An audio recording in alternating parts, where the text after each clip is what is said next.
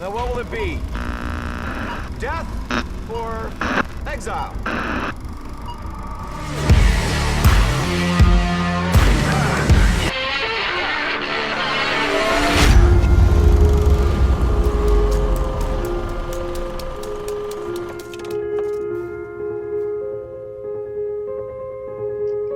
Hi, guys. My name is Lupe. Welcome to another episode of the Film Exiles podcast.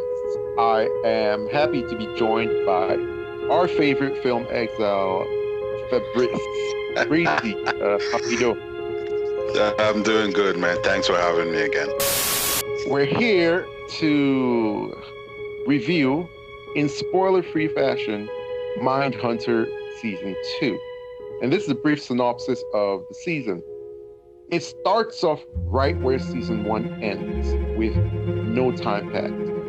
Holden Ford is recovering from heart attack-like symptoms, which were actually panic attacks. The behavioral science unit has more clout in the FBI, and they now have backing and finances from the new director of the FBI. He is more forward-thinking and more progressive, and he wants them to solve a high-profile serial murder case, which will really establish them and will give them a lot more prestige and power and certification going forward. And so this season focuses on the Atlanta child murders.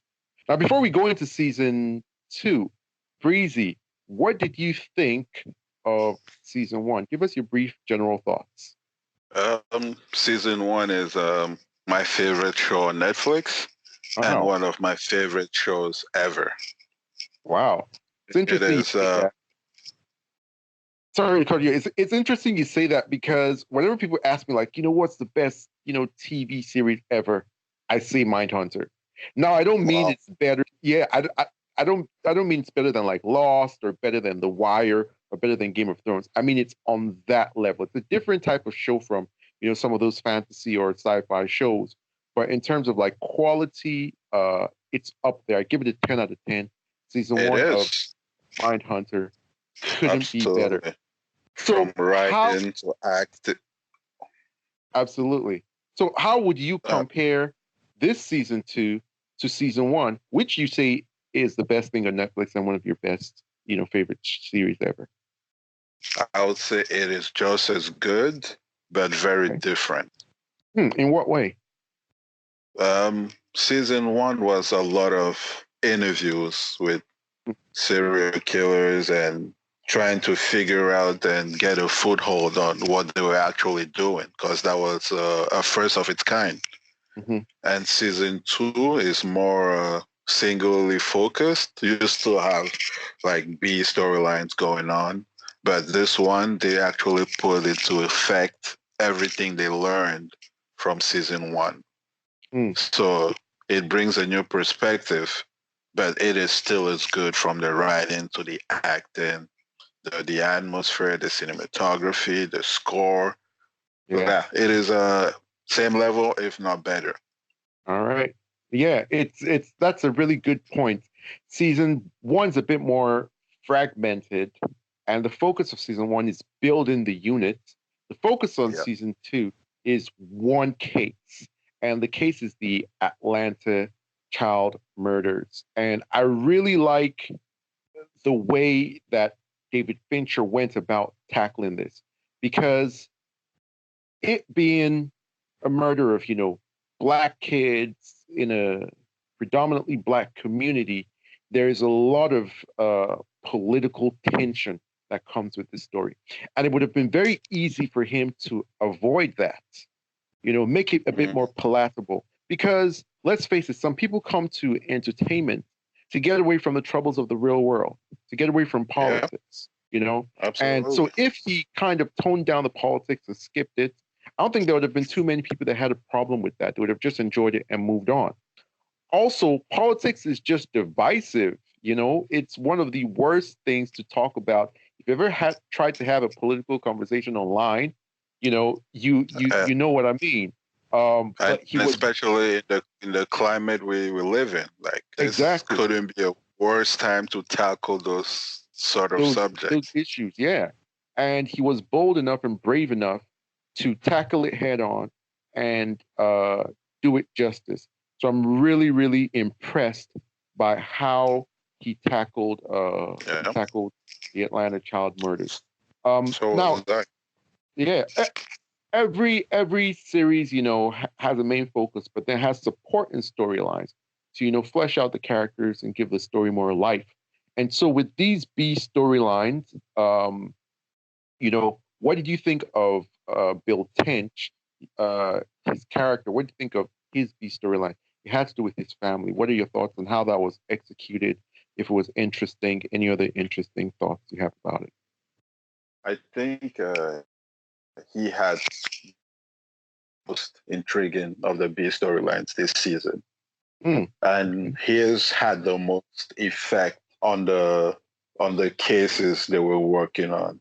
hmm Because you had a few parallels between what he was going through at home and what he had to deal with at work, and the way he had to juggle trying to balance out his time without taking away from his family or taking away hmm from his job, and that made for some interesting drama, to be honest. Very true. Very true. And it's like really interesting how close his family crisis hit to to Yeah. to what he's doing in work. This is spoiler free review, so we can't go into details. But I think our listeners are going to be very very delighted by how you know that sort of parallel is just right there, and it creates a lot of tension. And it's a really interesting sort of exploration. Um, Another B storyline that was really cool was Wendy. So Wendy, she's one of the the heads of the behavioral science unit, and she meets a bartender called Kay. She's this sort of like free spirited woman, and they venture into a lesbian relationship. They have a relationship, and it's really interesting because it creates tension between her and her work, and it's the 70s, so gay people are not as out. And then this Kay lady, she's quite the free spirit. She's adventurous. She doesn't seem to have a lot that ties her down. But on the other hand, Wendy's very structured. She's very prim and proper. She has like a By lot of the discipline. Yeah, Everything is by the book with her. everything is by the book. So it creates a very interesting dynamic between them. And I thought that was a very interesting storyline and was handled well. And what's really interesting is that, okay, we've talked about Bill, we've talked about Wendy. The trifecta is Holden. And it's very interesting that Holden has no B storyline. He's just Not involved at in all. none at all, which is a big contrast to season one, in which he had a lot of like, personal, social life issues that they were able to contrast with his work life.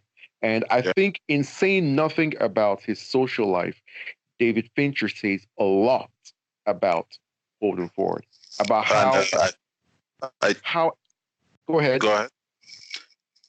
No, I was going No, to say about how I, empty he is, about how isolated he is, and sometimes about how close he is to the serial killers. It's a very, very interesting and sometimes creepy juxtaposition and comparison that can be made between the emptiness and obsession in his life and the emptiness and hmm, obsession in the life of the serial killers that wow. I I actually never looked at it that way. Wow. yeah, And it's what quite interesting. I was gonna say is I think his personal health, what he was going through, kind of replaced all the personal relationship stuff he had in season one. Mm, very So true. having to cope with his panic attacks, trying to balance that out with his work, which is very stressful, Mm-hmm. and he gets put in the same situations that caused the attack in the first place. So the fact that he has to deal with that while doing his job, I think made for a pretty good dynamic. Like we could do without the personal stuff for him. while Yeah. we have this other stuff going on. I don't want to get into too much detail. Yeah, very true. So, what do you think of the serial killers that they interviewed? One of the most interesting and exciting parts of Mindhunter is how they cast and portray real life serial killers. Like, what do you think of the serial killers in season 2, and especially Charles Manson? To be honest, I think they couldn't have casted better. Wow. All throughout, not just Manson, even the Atlanta child murderer, the BTK killer, who we saw a little bit of in season 1. Like, they cast it perfectly. Like, Manson was so good. He's the same actor that played Charles Manson in Once Upon a Time in Hollywood that just came out recently. That's pretty amazing, and a little bit creepy. It's almost as if they're building like a serial killer cinematic universe, and we may just see like these actors reprise like their roles in other movies. That will be creepy as hell. That is absolutely true, because I wouldn't be surprised if there is a movie about the Atlanta child murderers and they get the exact same actor. Same guy. That would be creepy as The resemblance is uncanny, because after the show, I went on YouTube, I watched a few real life tapes for those that were available of these people, and the resemblance it's a little creepy how closely they look, their mannerisms, their voices. They did a great job with the casting overall. That's amazing. That's amazing. Well, if we go any deeper into the series, we'll begin to spoiler territory. So we'll end it there, and we'll just give our general thoughts. For me, absolutely excellent. It was a 1.5 year wait, and it was worth it. The only thing I'm sad about is I'm going to have to wait another 1.5 to 2 years for season 3 of Mindhunter. Still, will recommend as best series ever, 10 out of 10. The only thing that that I'm thinking about now that's kind of like a downer is that this series is not as popular as it deserves to be. If this was on like Netflix, if this was on like HBO, not Netflix, this would be like way more popular.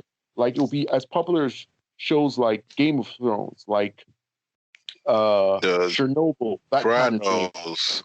Yeah, it really makes me question, like the binge culture, and the binge format of just dropping everything. Because with HBO shows, they're able to build momentum and build hype week after week as people continue like conversing about them and hopping on, the hype train, so to speak. And while I like to binge things, that's the only way I really watch shows.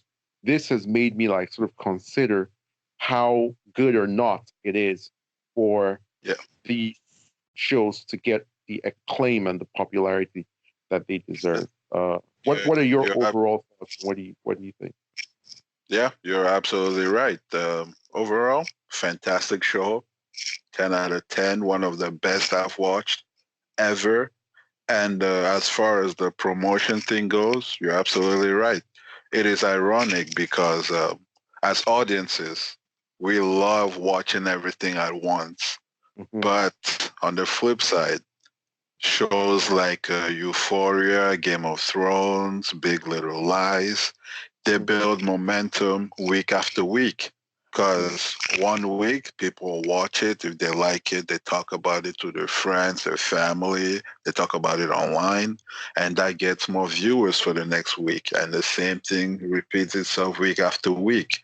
While shows on Netflix that drop at once, they lose momentum over time. They get talked about for that weekend or at most a week or two even.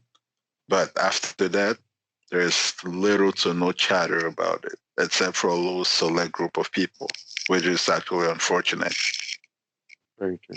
And before we head out, I want to tell our viewers the last frame, the last sequence, the last scene of this season is some of the freakiest shit you'll ever see. Like, David Fincher is a sicko.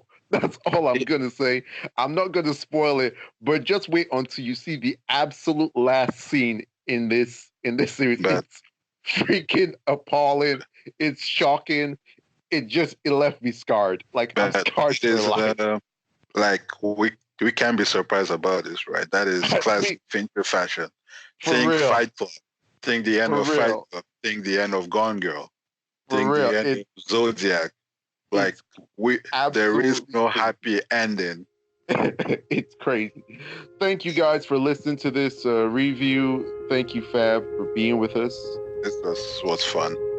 Cheers. I've been Lupe. You can find me at Live Love Lupe on Twitter. Fabrice, where can we find you?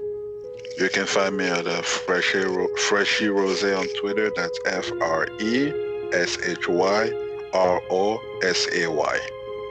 Nice. So till next time, peace out, guys. Bye.